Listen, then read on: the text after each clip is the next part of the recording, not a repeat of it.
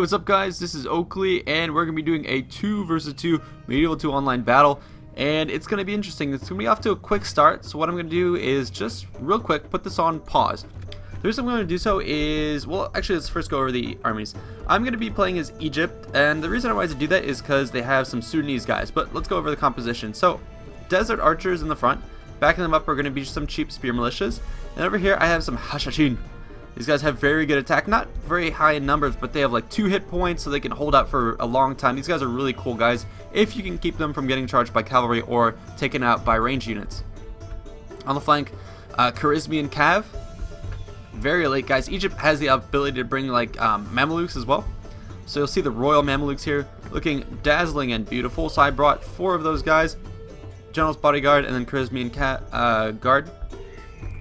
Over here, I have 2 Saracen militia, kind of just blocking my guys over here. These are going to be Sudanese tribesmen, and I didn't know about these guys before. I'm real rusty on Medieval 2, and I don't know all the troop compositions. But these guys are super cheap. They come in 112 unit packs, and they actually have very, very good stats for the fact that they look like they're just like peasants, but they're very good, super cost effective. All you have to do is prevent them from being charged. That's why I have meat shields in front of them. And then once they get in the fight, they can clean house. My ally, Indy Pride, is going to be having a bunch of desert archers in the front, backing it up with dismounted Christian Guard. These guys are, well, here they are. They're beautiful. These are some of my favorite units in the game. The models look awesome, and from every time I've seen them in the field, they, perform spectacularly. Some urban militia just to round off his flank. And then he also brought a bunch of heavy cavalry, Christian Guard Cav, and some more Christian Guard Cav. And then these guys, Tuareg Camel Spearmen. I love the camels because, let's see if we can hear. I mean, they make little noises, which is awesome. But also the sound effects for when they run is like. It sounds like a herd of ducks moving around. It just sounds really awesome. I'll try and catch that if I can. Opponents over here are going to be Venetians. Let's actually put this on play. They're going to have a ton of these Venetian archers, which if you don't know, they're going to whoop the asses of our desert archers. Meanwhile, in the back, I'm going to put this on pause because you can see stuff is developing over there. Dismounted feudal knights, dismounted broken lances, Venetian have infantry, dismounted men at arms, so they have a lot of guys. This is going to be hard to counter. They have archers who can destroy our guys from a distance, and then a lot of infantry who, if they can resist cavalry charges, can hold out for a long time.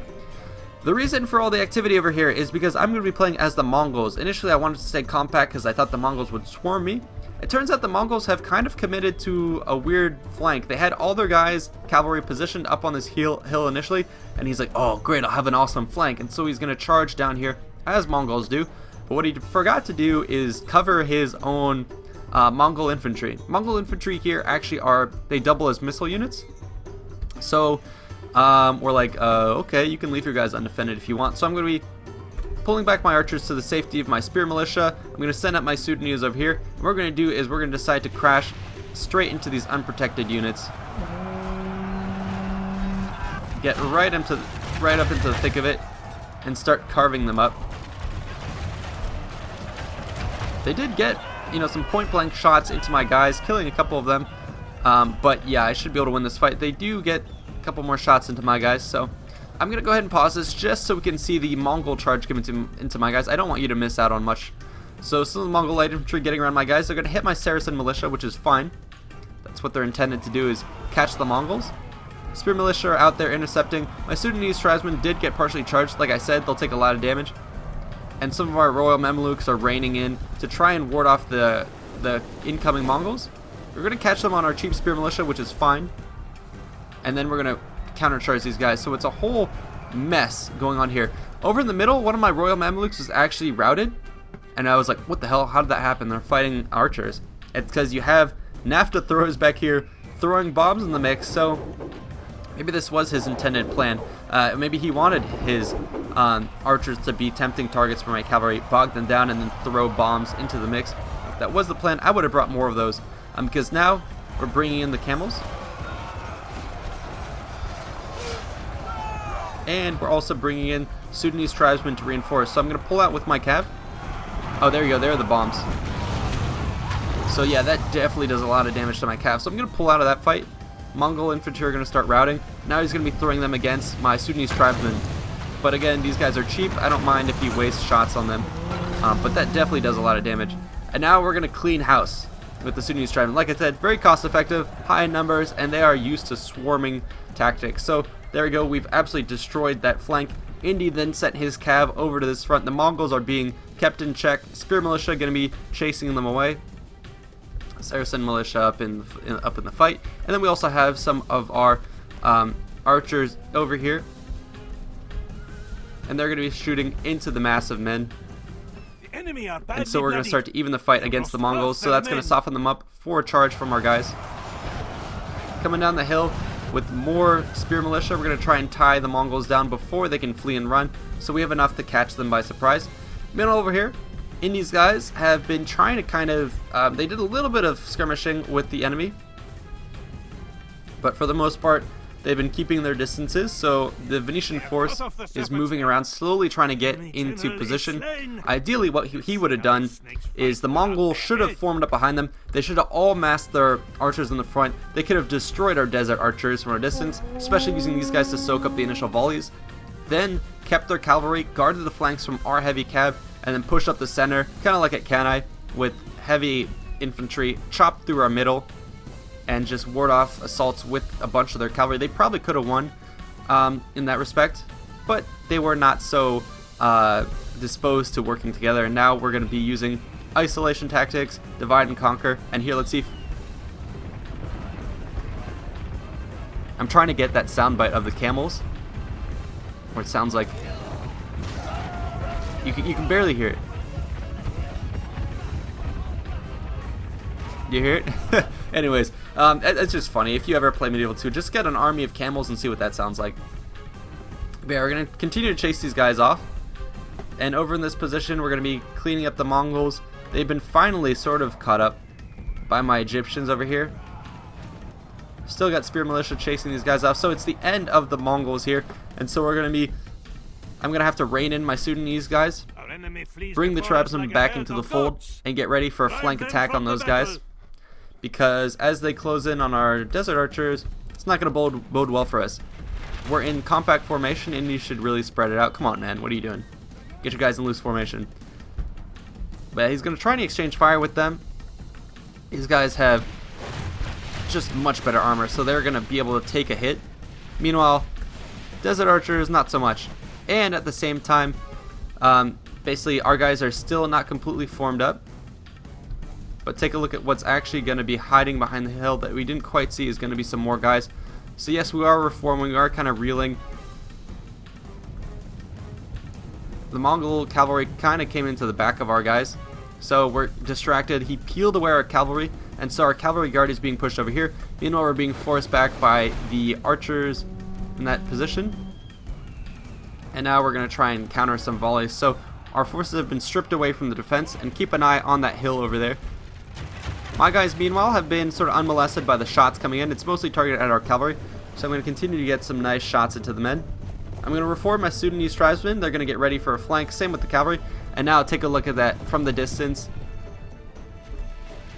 That's a pretty epic sight, chasing down on our guys. We did not see this coming. Actually, the hill itself prevented us from seeing what was there. Not even fog of war. We just didn't look on the other side of the hill. And so here comes a massive charge of the knights. Straight onto our dismounted Christian guard. If they can get some strikes on our infantry with no backup, that'll be very, very good for them. And it'll kind of help them even up the odds for their heavy infantry. If they can take out our heavy infantry, then they can probably win out in a slogging fight. But because they didn't charge our guys straight up, once the cavalry have used their charge, you're okay to engage with heavy units like this. You'll probably win that fight. Because, yeah. So that's why they're disengaging, and they'll try and re-engage in the fight. Meanwhile, however, the infantry are going to start charging up through the center. But in doing so, they're starting to lose formation, lose cohesion.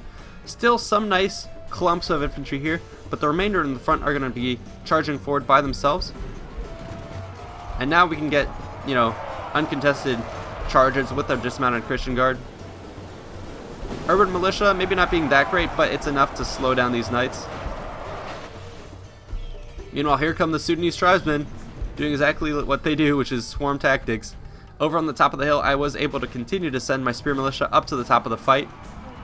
I think our opponent is busy microing elsewhere, because he's not really going to react to my spearmen in the mix. Nonetheless, he does rout my spear militia just by standing there. I do have another one coming in though, so that'll be able to tie those guys up.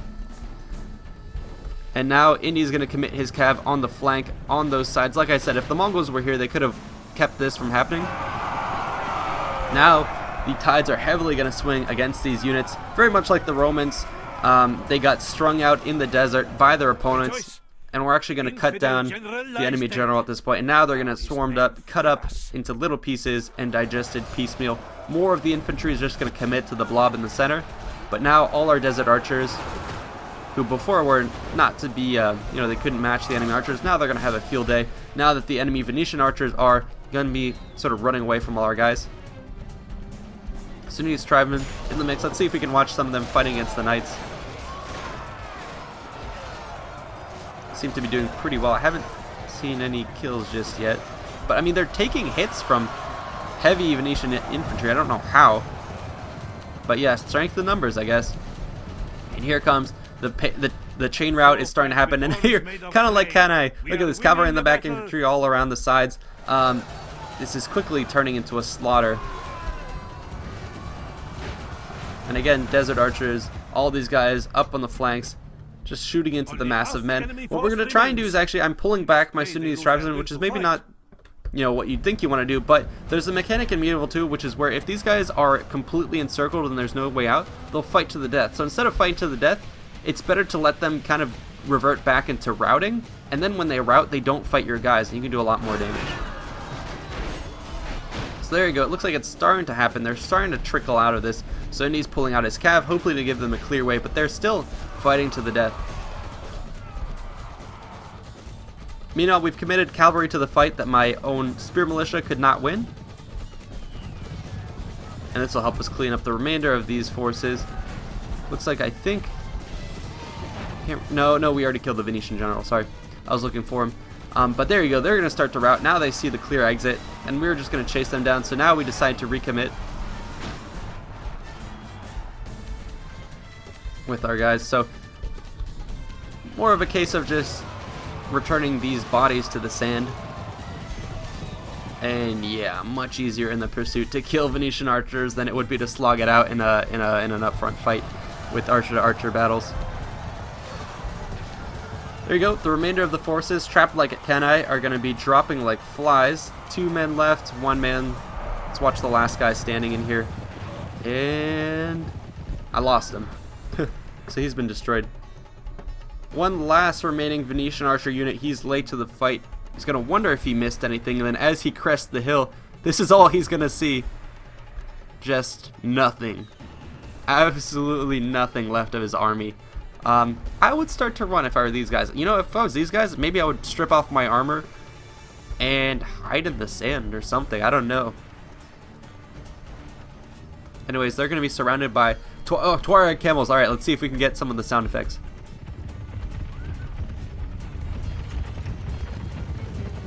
Do you hear it?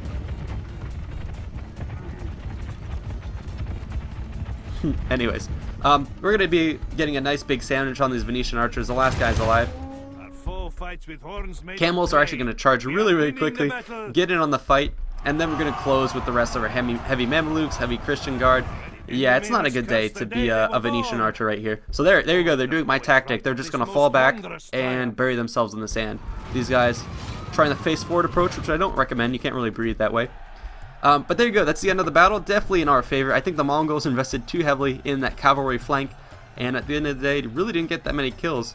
I mean, well, actually, take that back. He got same number of kills as us, but we got way more prisoners. He should have totally been supporting his ally. But I guess it didn't take that many kills on our part to finish off 721 men, as opposed to us or his ally bringing, double that number. So heroic victory. Hope you guys enjoyed this battle. I really like Medieval 2. Hope to bring you guys more of this. Open land battles, siege battles, all sorts of stuff like that. Anyways, thanks so much for watching. See you in the next one. Peace out.